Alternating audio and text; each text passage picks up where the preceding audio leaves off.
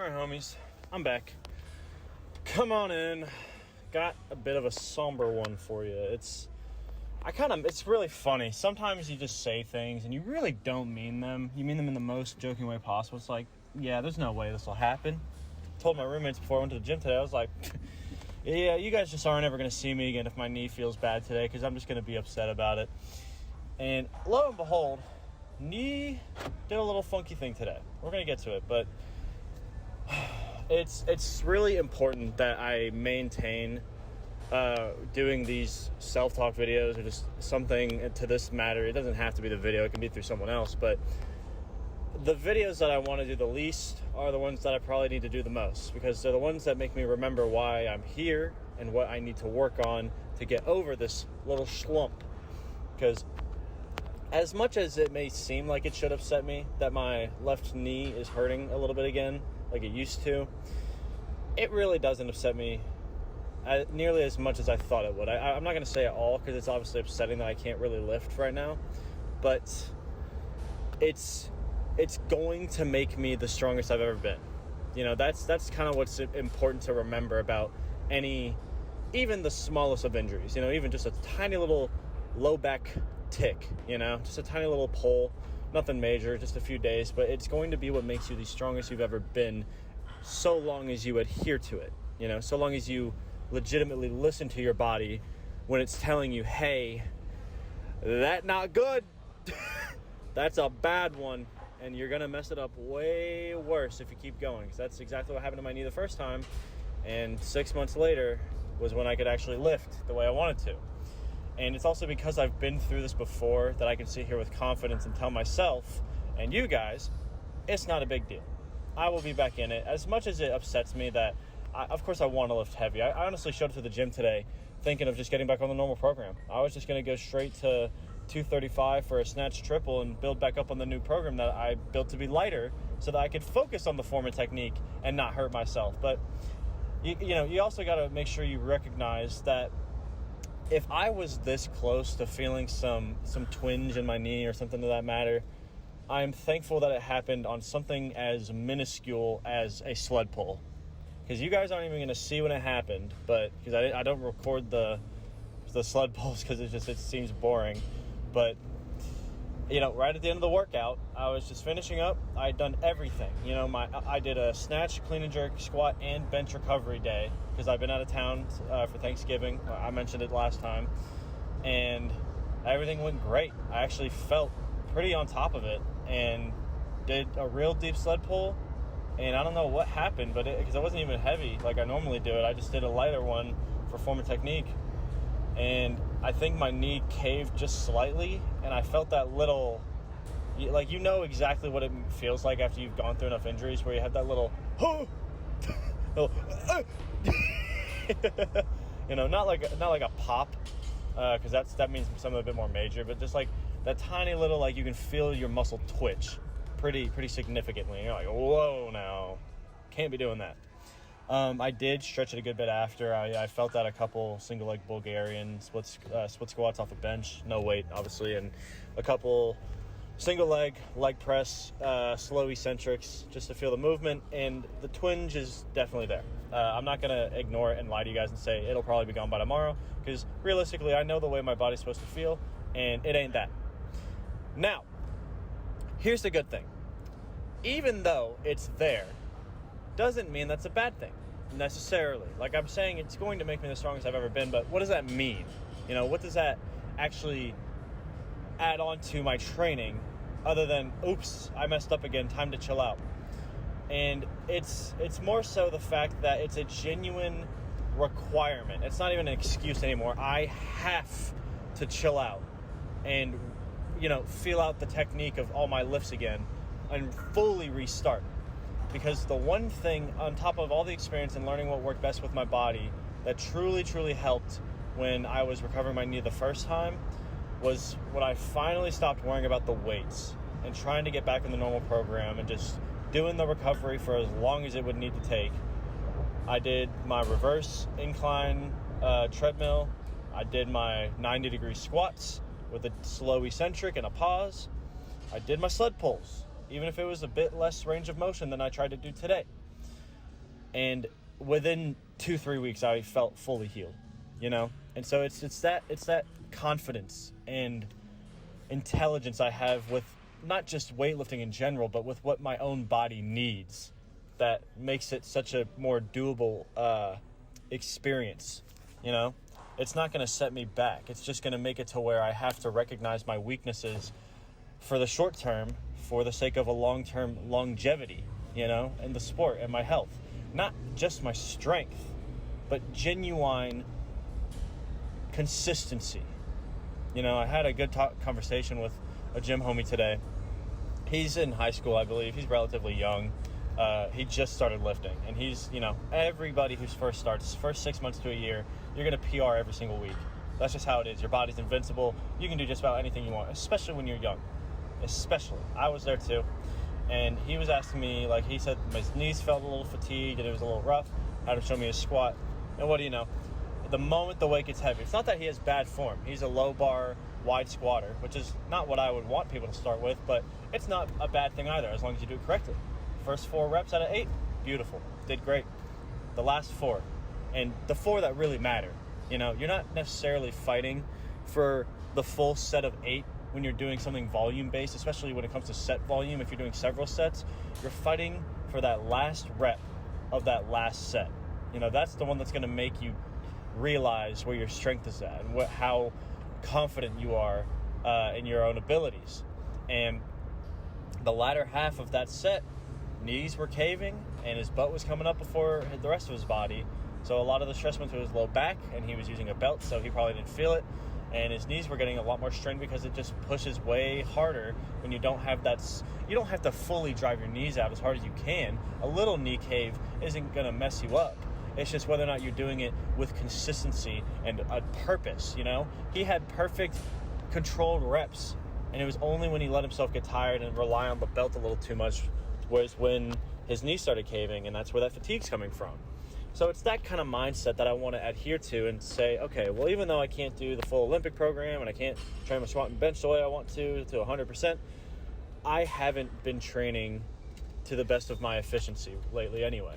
Before I left, I told you guys I was rewriting the program to adhere to the sake of more of my volume when it came to my power lifts, to get that consistency back.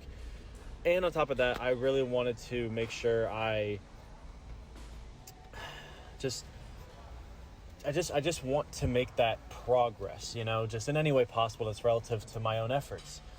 And it gets so easy to allow the idea of strength take over when the only strength you ever have is relative to what you are happily doing, You're never actually going to be strong if it doesn't make you passionate. Truly. I've seen guys, I know a guy that clean and jerks over 400 pounds, snatches over 300, and he's my age. That's a kick in the ass right there.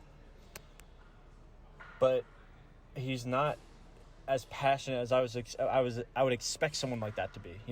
He trains a lot more for the sake of other people seeing his numbers. And I see that, and I'm grateful that I have the experiences I do, because I never want to quit this sport because of what it means to me personally, and me, myself, and I, Because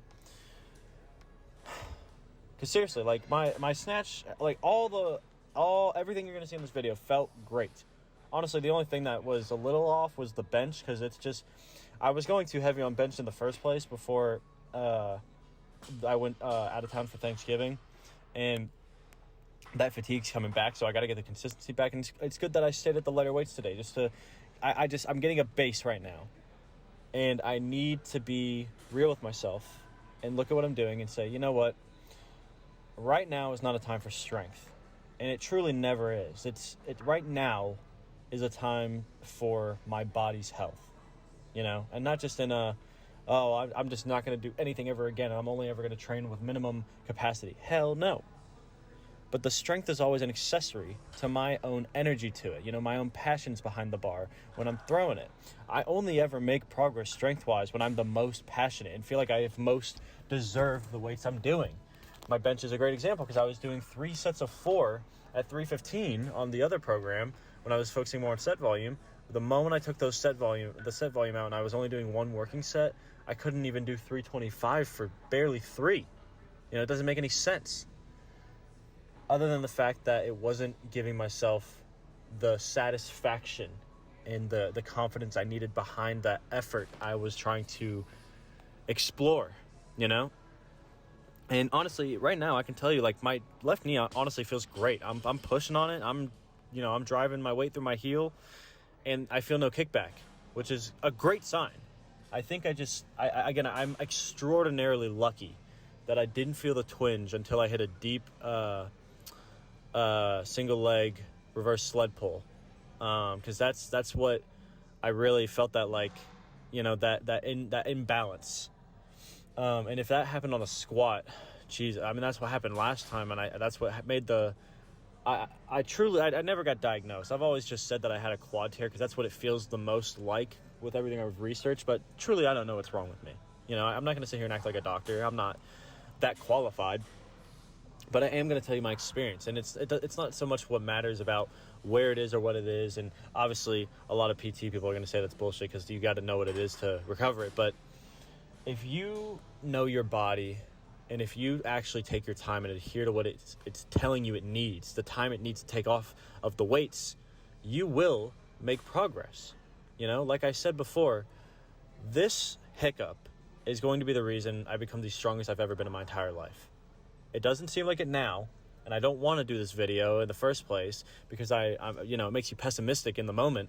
But now I'm sitting here at the end of it with you guys, and I'm just thinking of, what can I do tomorrow? What can I do next week? I don't care if I can't lift heavy in the next month. What can I do right now to make it to where I was when I had zero pain every single day? Because I got to that point, and I had it, and I gave it away for the sake of strength. And that's where I need to fortify my mindset and my values, because as much as I preach it to you guys, I lose track of consistency every now and then. And I'm always going to show up. I'm always going to do my best. I'm always going to try to learn for myself. But there's always times of weaknesses where I fall back to my more egotistical and selfish desires of just wanting to get bigger, rather than thinking about the big picture of what I want over the course of the next decade, if not several decades, I don't know how long I'm going to do this, but I know one thing for a fact, and it's that I want to consistently do it for the rest of my life. And if I'm going to do that, I got to learn to relax and embrace what my body's capable of right now. So physically, all that being said, it's so unfortunate because everything felt good. I didn't really have any hiccups, even on the clean and jerks. Like, it felt a little weak, but not anything too crazy.